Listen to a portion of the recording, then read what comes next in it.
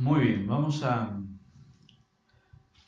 estar en el Evangelio de Marcos, en el capítulo 2, y vamos a leer lo que Vero leyó la otra vez, que es Marcos 2:13, el llamamiento de Leví, que seguramente para ustedes, como para mí, era un pasaje o es un pasaje conocido. Yo lo he escuchado algunas veces. ¿Lo tenemos? Marcos 2:13. Leo la versión de la Biblia de las Américas, que es la que usé yo. ¿Qué dice? Y él, Jesús, salió de nuevo a la orilla del mar y toda la multitud venía a él y les enseñaba. Y al pasar, vio a Leví, hijo de Alfeo, sentado en la oficina de los tributos. Y le dijo, sígueme, sígueme. Y levantándose, Leví le siguió. Y sucedió que estando Jesús sentado a la mesa en casa de Leví, muchos recaudadores de impuestos y pecadores estaban comiendo con Jesús y sus discípulos, porque había muchos de ellos que le seguían. Al ver los escribas de los fariseos que él comía con pecadores y recaudadores de impuestos, decían a sus discípulos, ¿por qué él come y bebe con recaudadores de impuestos y pecadores? Al oír esto, Jesús les dijo, los que están sanos no tienen necesidad de médico, sino los que están enfermos. No he venido a llamar a justos, sino a pecadores. Amén. Ahí está. Jesús está haciendo sus primeros pasos en el ministerio. Todo esto que nosotros acabamos de leer sucede en una ciudad que se llama Capernaum, un lugar donde Jesús tenía una casa. No era de él la casa, se la habían prestado, le habían dado un lugar porque Jesús estaba ahí y se iba a una ciudad, predicaba y volvía a Capernaum, cruzaba el lago hacia otro lado y volvía a Capernaum, etc. Era una ciudad que fue en el principio de su ministerio un poco como su centro de operaciones. Capernaum no era una ciudad demasiado grande, pero sí era muy importante. No porque viviera ahí mucha gente, sino porque pasaba mucha gente. Estaba Capernaum en el medio de las rutas comerciales. Es como Junín, ponele. Junín es una ciudad importante, pero además el que viene de Rosario para el sur pasa por Junín, el que va del oeste para Buenos Aires pasa por Junín, el que viene para Mendoza pasa para Junín, el que va para San Juan pasa para Junín. Se pasa mucho. Y Mateo estaba ahí como el tío José, cobrando peaje. Mi cuñado. Mateo cobraba impuestos, ¿sí? A nadie le gusta que le cobren, porque a nadie le gusta desprenderse de su dinero, pero en aquella época los recaudadores de impuestos, que se llamaban o se conocían como publicanos, eran muy rechazados. Ellos eran judíos trabajando para los romanos. Los judíos estaban bajo el poder de los romanos. Roma había invadido Israel y eran los malos de la película, digamos. Eran los que habían venido a gobernarlos. Y entonces los publicanos para todos los judíos eran como traidores, porque les cobraban impuestos para los romanos, no para ellos. En realidad Mateo no era empleado de los romanos, sino de Herodes, pero a los ojos de los judíos era lo mismo. Y los odiaban, a todos los publicanos eran odiados y rechazados. Los judíos tenían un rechazo muy grande hacia los publicanos porque sabían que los impuestos que ellos pagaban iban a ir para construir templos para los dioses romanos, iban a hacer monumentos para los emperadores romanos, algo que ellos rechazaban absolutamente. Y además de eso, los publicanos eran rechazados porque los judíos no hablaban con otra gente que no fueran judíos. eran medios, se les había subido un poco esto del ser el pueblo escogido, se les había subido a la cabeza y trataban de evitar tratar con quienes no fueran judíos. Lo hacían lo mínimo y necesario. Y los publicanos lo hacían todo el tiempo. O sea, los publicanos eran judíos, pero medio que todo el resto de los judíos los despreciaba. Eran bastante odiados. Aparecen varias veces en el Nuevo Testamento las figuras de estas personas, los publicanos. ¿Sí? Hay una parábola muy famosa del Señor donde hay un publicano orando al lado de un fariseo. Y el publicano se muestra ahí como el peor de los pecadores. Es una persona que ha traicionado a su propio pueblo, etc. Nuestro Señor Jesucristo entonces está dando sus primeros pasos en el ministerio. Ha llamado ya, según el Evangelio de Marcos, a 4 de sus discípulos. Los 4 que llamó son pescadores. Nos llamó, ya empezó a sorprender Jesús. Sanó un leproso, sanó un paralítico, las cosas que está predicando ya empiezan a sorprender. Son señales de que Él está empezando a mostrar quién es, o la gente se está empezando a dar cuenta de quién es. Ha sido invitado a predicar en algunas sinagogas. Su predicación ha sorprendido, pero no ha sido tan bien recibida.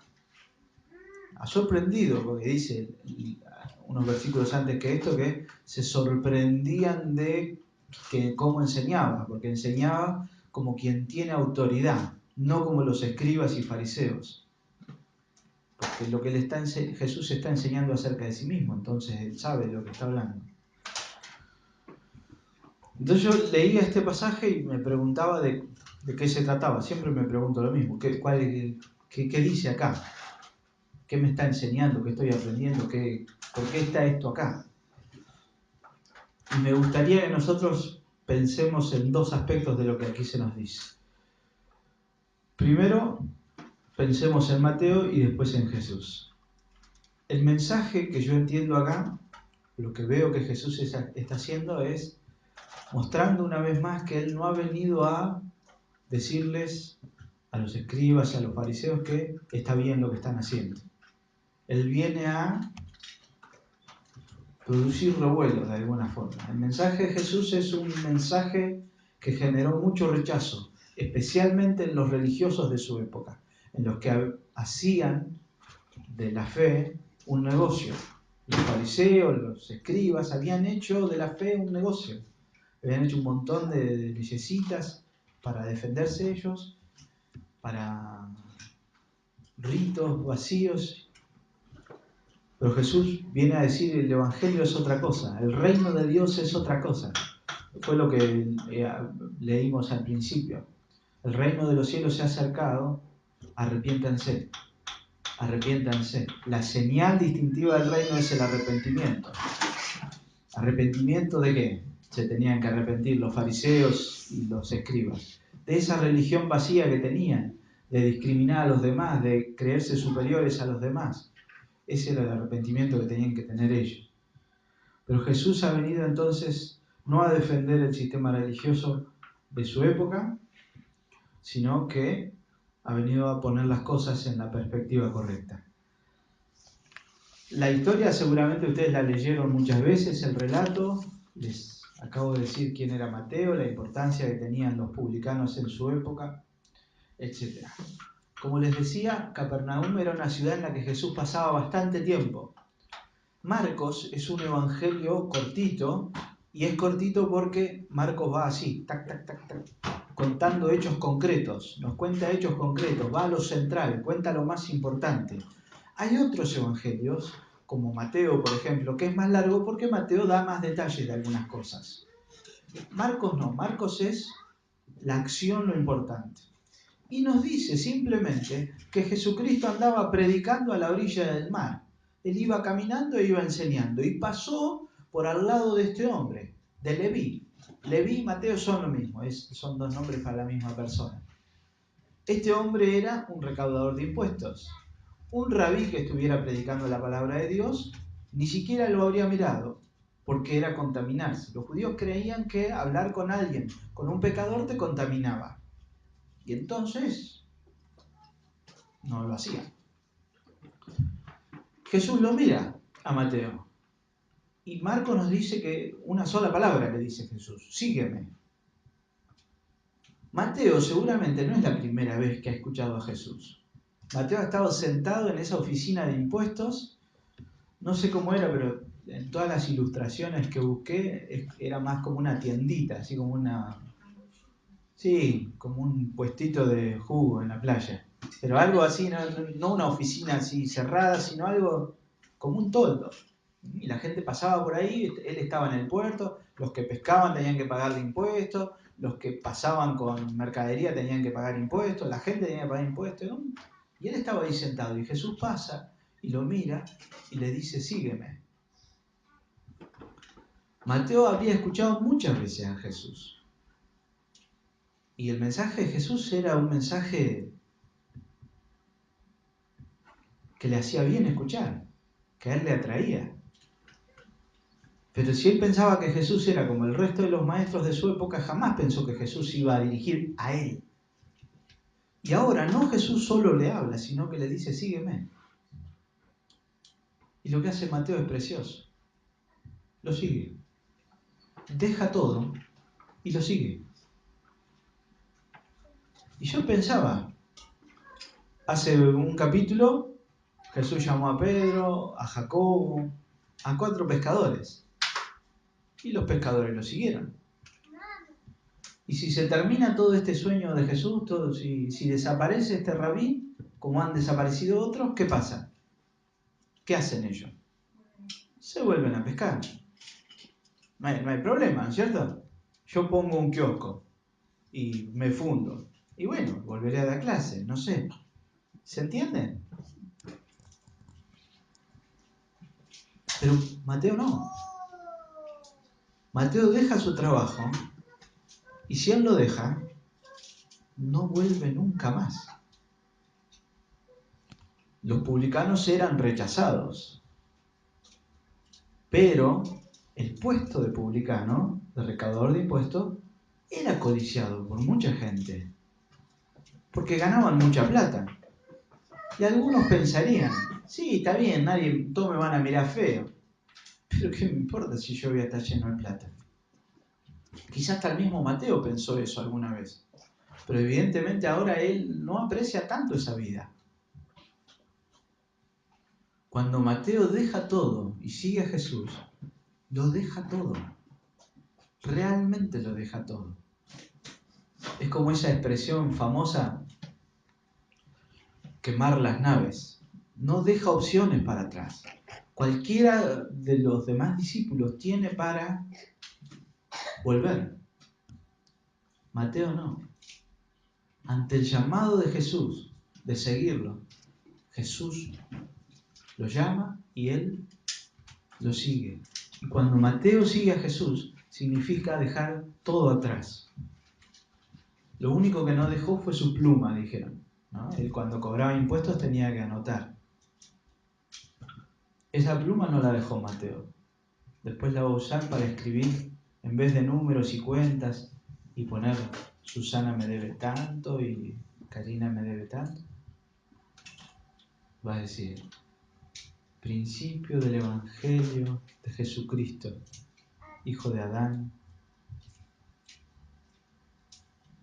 Con seguir a Jesús, la vida de Mateo va a cambiar. Mateo tenía mucha plata, pero no había felicidad en eso para él. Mateo tenía muchos amigos, los amigos que traen la plata, pero ¿eran amigos realmente de él? Nosotros sabemos, cuando uno tiene plata hay muchos amigos. La clase de amigos que tenía Mateo, lo dice Marcos 3 veces en ese pasaje, son los publicanos y los pecadores. Los publicanos como él y otros pecadores. Mateo pertenecía a la peor clase de gente de su sociedad, era del grupo de los rechazados, de aquellos a los que nadie quería, a los que nadie respetaba.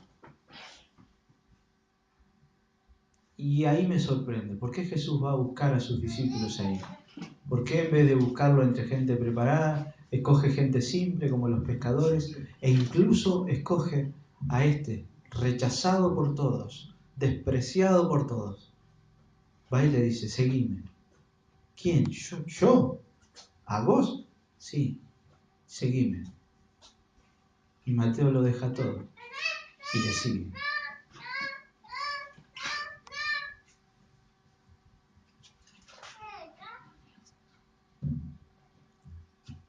Es impresionante lo que pasa en la vida de Mateo.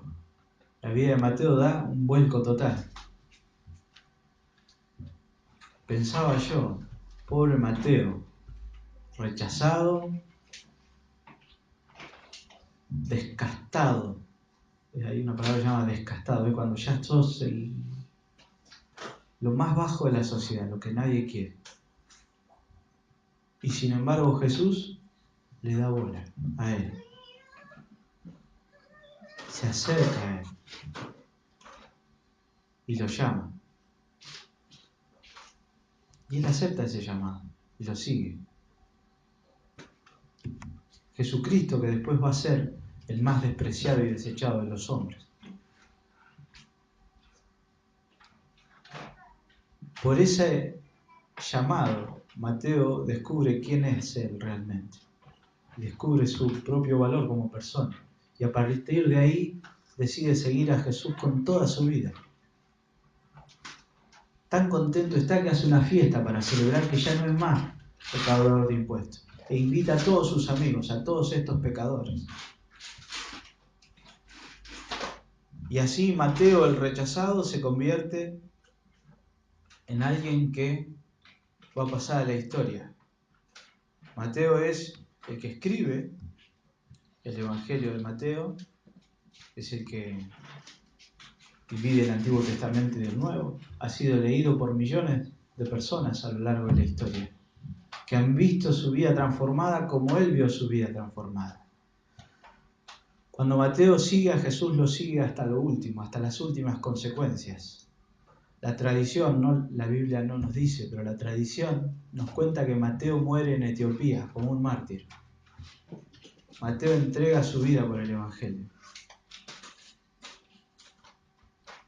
Lo que descubre Mateo es que cuando él deja todo, él gana todo. Jesucristo va a contar en los Evangelios varias parábolas. Una de las parábolas es la del tesoro, la de la perla de gran precio. La perla de gran precio es Jesús. Mateo la descubrió. Mateo sabe. Lo que él jamás imaginó es que él podía acceder a esa perla de gran precio.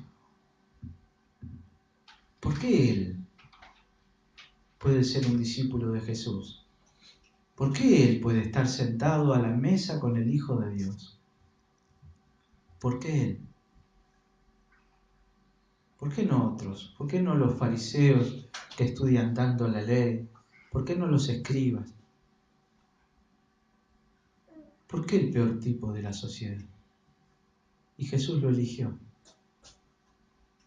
Y él aprecia tanto eso, que lo sigue, y cuando lo sigue con toda su fuerza. Además de lo que pasó con Mateo, también me gustaría que pensemos en qué es lo que nos está queriendo decir Jesús con esto. Y yo leía las palabras de Jesús, el último versículo. Yo no he venido, los justos no tienen necesidad de médicos. Los que están sanos no tienen necesidad de médicos. Yo he venido a llamar a pecadores y no a justos.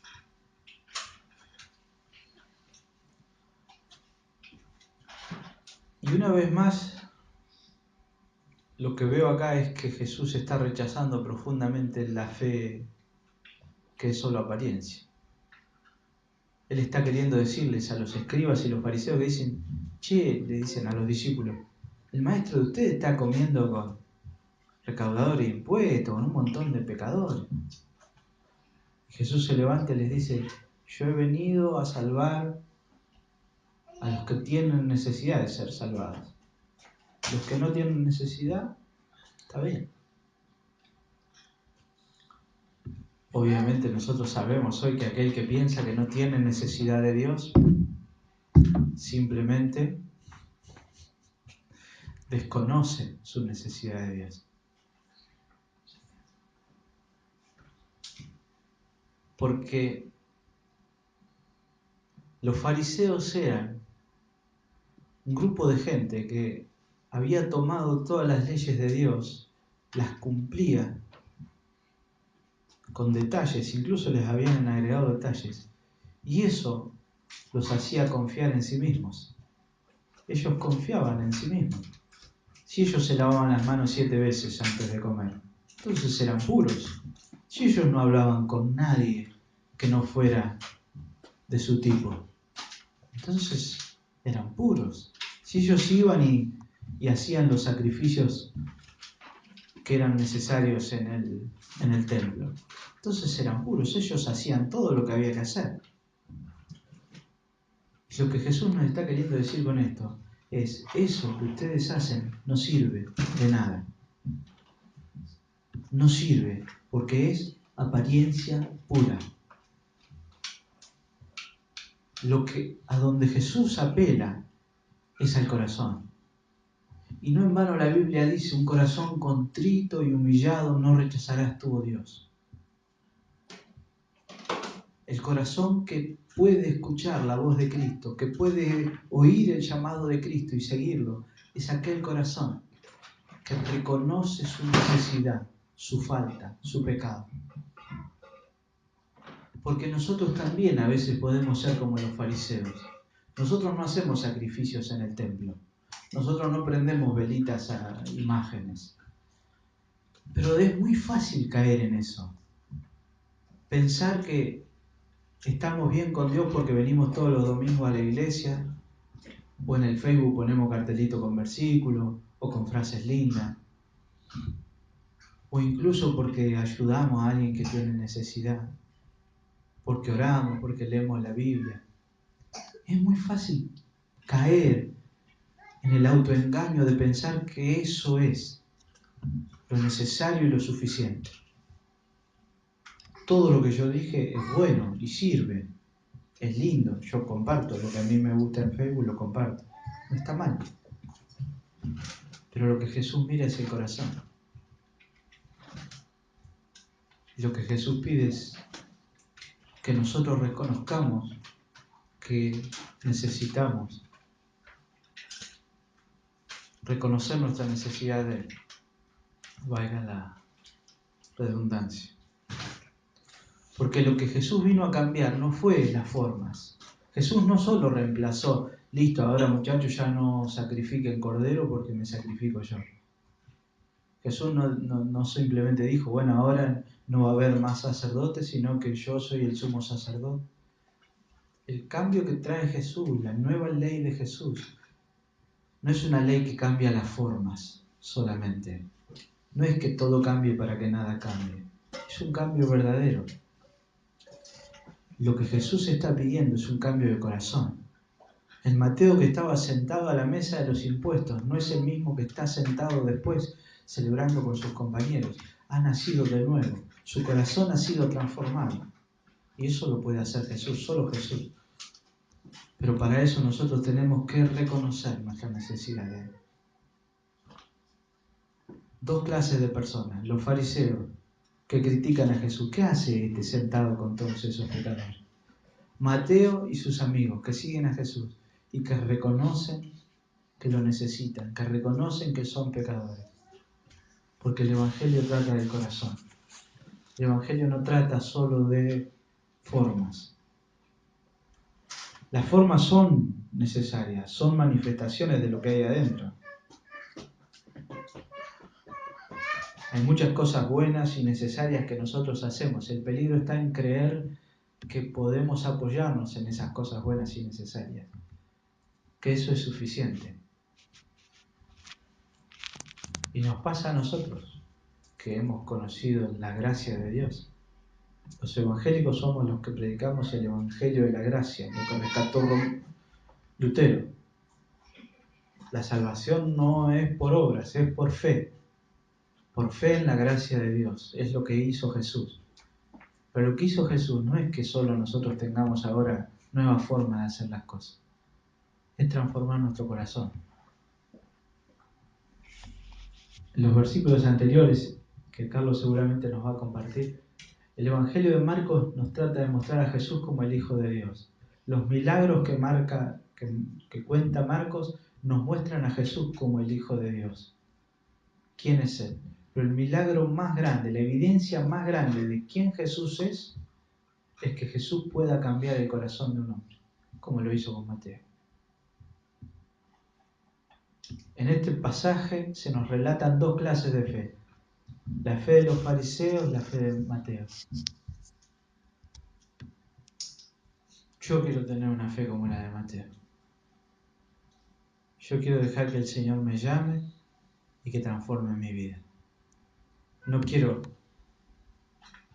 descansar y confiar en esas cosas que confiaban los fariseos, porque nosotros tenemos nuestras propias formas de fariseísmo. Todos tenemos un pequeño fariseo adentro, decía un pastor. Es muy fácil pensar que porque hacemos tal o cual cosa ya estamos bien con Dios. Dios pide de nosotros eso, pero lo pide porque ha cambiado nuestro corazón. Y entonces, así como Jesús dijo, el reino de los cielos se ha acercado, arrepiéntanse. El otro día, hablando con Carlos sobre este pasaje en particular, hablábamos de qué es el arrepentimiento. Uno se arrepiente una vez en la vida, cuando nace de nuevo. Pero toda la vida del cristiano es una vida de confesión. Es una vida de dejar que el corazón esté siendo ablandado por la palabra de Dios todo el tiempo. Ese es el único antídoto contra la religión y el fariseísmo. Eso es lo que cambió y transformó la vida de Mateo. Él lo dejó todo, pero lo ganó todo. Porque encontró la perla de gran precio, a Jesucristo. Jesucristo, la cruz, es el Evangelio. Es lo más precioso que nosotros tenemos. Pero tenemos que aprender que Jesús apunta a nuestro corazón, que Jesús quiere nuestro corazón. No se trata de lo externo. Lo externo tiene que ser un reflejo del interno. No importa cuántas buenas cosas estamos haciendo, sino el por qué las estamos haciendo. Porque Jesús está mirando en nuestro corazón. Amén. Oramos. Señor, te damos gracias por tu palabra y queremos pedirte, Padre, que nos bendigas en esta mañana. Te pedimos, Señor, que nos des una fe como la de Mateo. Una fe que esté dispuesta a dejarlo todo por seguirte a vos. Una fe que esté dispuesta a dejar que nuestro corazón sea transformado y moldeado. Reconocemos, Señor, nuestra necesidad de vos. Sánanos, límpianos, Señor. Sigue formando a tu Hijo Jesús en nosotros. Ayúdanos, Señor, porque muchas veces somos inclinados a confiar en nuestros pequeños ritos que nos dan el autoengaño de la seguridad. Señor, que confiemos y dependamos todos los días de vos, solo de vos, de tu gracia y tu misericordia. Gracias, Señor, porque como Mateo, nosotros lo vil y menospreciado del mundo, fuimos llamados por vos a tu gracia. Que sepamos, Señor, que la causa de esto es tu amor, porque vos nos llamaste cuando nosotros estábamos aún muertos, que no hay mérito alguno en nosotros, Señor, que no hay nada que nos haga especial, sino que vos nos llamaste. Vos nos amaste y derramaste tu gracia sobre nuestras vidas. Y por eso te agradecemos, Señor. Límpianos, Señor. Ayúdanos. En el nombre de Jesús.